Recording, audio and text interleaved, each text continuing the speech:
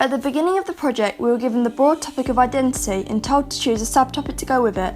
We were given the option to produce it in any format we liked. I hoped to achieve and create a high quality digital magazine that would challenge me. I chose to create a digital magazine on style and identity because it is a topic that I'm passionate about, and I could use the format to create articles, videos and podcasts. My challenge was to create a 20-page magazine that contained a variety of content that was new to me. I wanted to challenge myself by trying new things, for example, directing and producing a drama enactment. Before producing our final content, we conducted different types of research to prepare.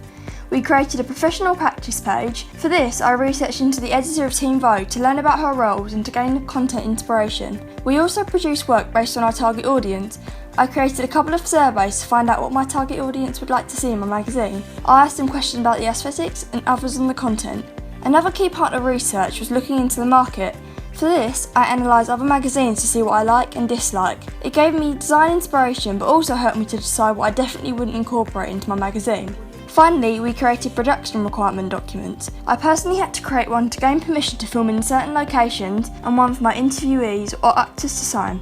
I think that it was very important to conduct research because it allowed me to create a solid plan which would help me to have a smooth transition into the production stage. It was also important because it helped me to prepare all of the necessary documents, for example a flat plan, to map out my magazine. From research I learnt what I liked and disliked. For example, from studying other magazines I learnt that I didn't like bright and busy pages because they were distracting, so that is why I decided to choose a simple pastel theme for my magazine. It was useful to conduct research because it allowed me to decide and prepare for what I was going to create. One thing I'll do differently next time would be to get more people to fill out my surveys to get a wider view on things. I completed my final product a couple of days before the deadline because I was very prepared and had a plan of each page I was going to create. I'm very happy with how my magazine has turned out because I challenged myself and worked very hard to get to the final stage. My work turned out very differently to how I would have pictured it at the start of the project, but I'm very pleased with the changes I made. Even though I think all my visual and audio content is of a high quality, next time I would include more vidcasts or even more pictures throughout my magazine to keep it consistent. I achieved my goals and even more because I added in many pages that I didn't originally plan to create. For example, word search, agony aunt pages, and more light-hearted fun content. One problem I encountered was liquid layout. I found it difficult to fit pictures and text into the page, but I overcame this with trial and error and eventually I managed to fit everything in. One strength would be my editing skills. I was pleased with how my magazine looked at the end because I challenged myself by exploring InDesign. One weakness would be rushing. I found myself finished before the deadline, but to overcome this I created more content. If I could start again, I would maybe create a website alongside my magazine to show a different side of things. For product testing, I created a survey with 5 questions which had screenshots from my magazine. These screenshots showed a variety of pages. Many people gave me their views on the pages, but most of the feedback was positive and not many people gave me much advice on things to change. However, it did boost my confidence and help me to persevere with my magazine. I think that product testing was useful because it allowed me to see what people liked and disliked. The content people liked, I made sure carried on throughout my magazines, and the content people would change helped me to make improvements. For example, a surveyor said they would like to see another image on an article page, so I added in a relevant image to break up the text. Also, another person said they would like to see more pastel purple in my magazine. Due to this, I edited a lot of my images with a purple filter. I chose to exhibit my digital magazine on my college iPad so that people could view all of my videos and podcasts. I decorated the desk using pastel wallpaper to match the theme. I also used pastel bunting around the desk to make it look more appealing. I wanted to show a variety of my work, so I made sure some of my best pages were printed out for the audience to see. I also printed out some screenshots from my social media page. I received a lot of positive feedback on the night. One lady said she liked the message of my magazine because it is relevant and important for young people to see.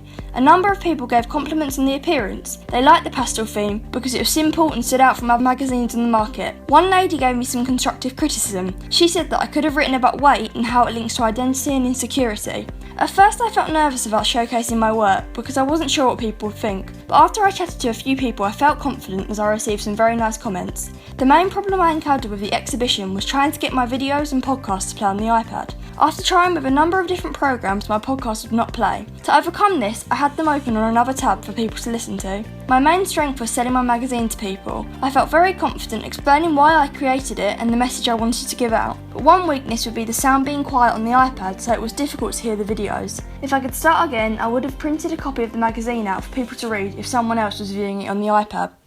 During the course of this project, I have learned how to challenge myself by creating new content and exploring editing software such as Premiere Pro and InDesign. I also learned that it is important to find out what your target audience thinks because their views are important if you want your work to be popular. I achieved the goal and challenge I set myself because I created all the work I planned to do and more.